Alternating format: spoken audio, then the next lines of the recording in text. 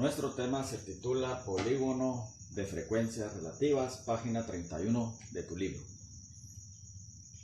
Se usa para representar frecuencias relativas de un conjunto de datos numérico agrupados en clases.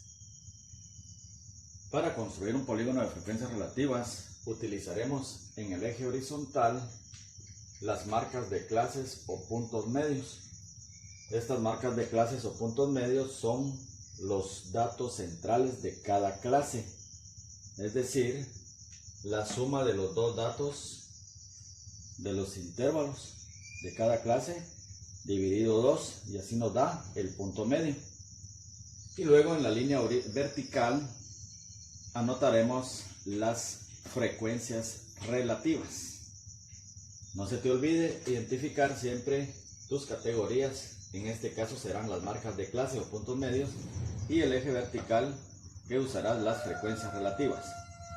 Cada dato identifica un punto en esta gráfica, los cuales se unirán a través de segmentos de líneas rectas. También puede utilizarse este polígono de frecuencias relativas para distribuciones para datos simples, como por ejemplo, siempre en la línea vertical tus frecuencias relativas, pero en la línea horizontal, donde van tus categorías, puedes anotar el nombre de los deportes, como por ejemplo, básquet, fútbol, tenis y natación.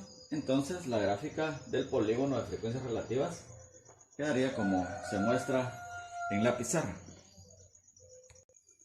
Bien, ejemplo número 1 de los datos de la distribución grafica un polígono de frecuencias relativas. Si solamente se te pide un polígono de frecuencias, ya se va a sobreentender que es un polígono de frecuencias relativas.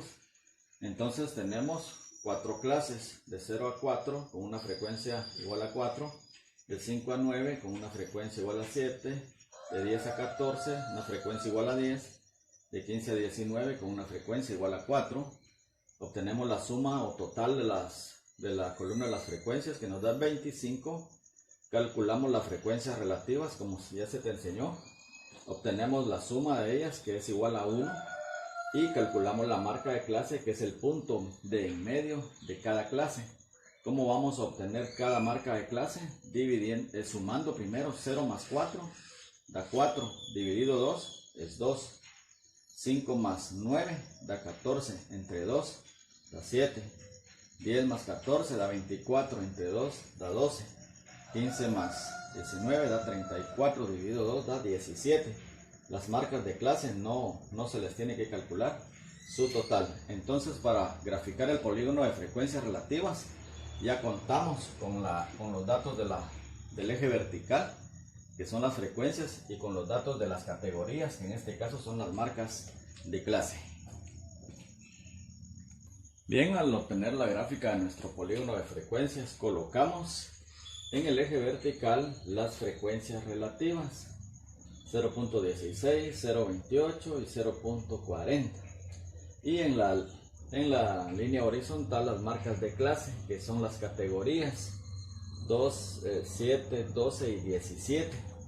Entonces luego unimos cada punto con una línea recta y obtenemos al final nuestro polígono de frecuencias relativas.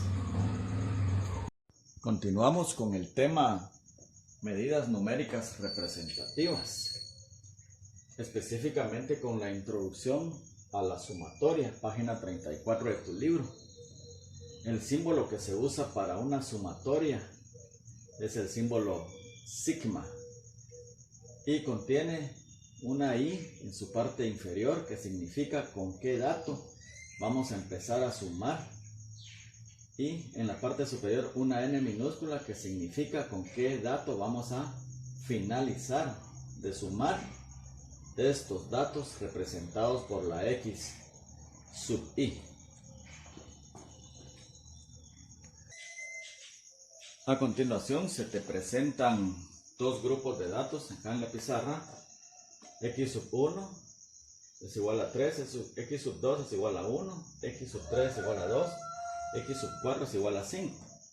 y sub 1 es igual a 0, y sub 2 es igual a menos 2, y sub 3 es igual a menos 1, y sub 4 es igual a 2.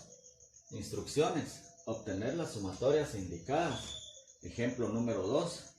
Vamos a realizar la sumatoria y observamos los límites desde el tercer dato hasta el cuarto dato. ¿De qué grupo?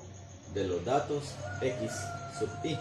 Eso quiere decir que vamos a empezar sumando el tercer dato hasta llegar al cuarto dato del grupo de las x. ¿Cuánto vale el valor de la x sub 3? 2. Y el valor de la x sub 4, 5. Por lo tanto, esta sumatoria, 2 más 5, me va a dar 7. Y así hemos concluido nuestro ejemplo 2. Bien, nuestro ejemplo número 3 nos dice que 5 se va a multiplicar por la sumatoria del dato x sub 3 hasta el dato x sub 4. Como esta sumatoria ya la tenemos en el ejemplo número 2, entonces quiere decir que 5 se va a multiplicar por el resultado de la sumatoria de los datos x desde el tercer dato hasta el cuarto, que nos dio 7. Y 5 por 7 nos da 35. Respuesta de nuestro ejemplo número 3. En nuestro cuarto ejemplo nos piden la sumatoria de los datos x por y. Como no hay límites, tenemos que sumarlos todos desde el primero hasta el último. Pero en la sumatoria me están pidiendo multiplicar el dato x por el dato y. Entonces vamos a sumar x sub 1 por y sub 1 más x sub 2 por y sub 2 más x por sub 3 por y sub 3 más x sub 4 por y sub 4. Sustituimos los valores de cada una de las variables. X sub 1 es igual a 3, y sub 1 es igual a 0, más x sub 2 es igual a 1, y sub 2 es igual a menos 2. Y así hacemos la sustitución y luego el producto. 3 por 0, 0, más menos 2 por 1 por menos 2, menos 2, más 2 por menos 1, menos 2, más 5 por 2, 10, 0, ley de signos, menos 2, menos 2, la ley de signos, más por menos, más 10, 0, menos 2 más 10, nos da un total de más 6. Entonces, respuesta de la sumatoria de nuestro ejemplo 4 es más 6. Bien, nuestro deber consistirá en resolver los ejercicios que se te presentan en la pizarra. La parte 1 dice: elabora un polígono de frecuencias con los datos de la distribución. Se te presenta pues esta distribución, la cual debes completar para conseguir los datos que te van a servir para construir tu polígono de frecuencias. Y la parte número 2 de los datos que tenemos acá, x sub 1, x sub 2 y x sub 3, vas a realizar el ejercicio del inciso A, el B y el C.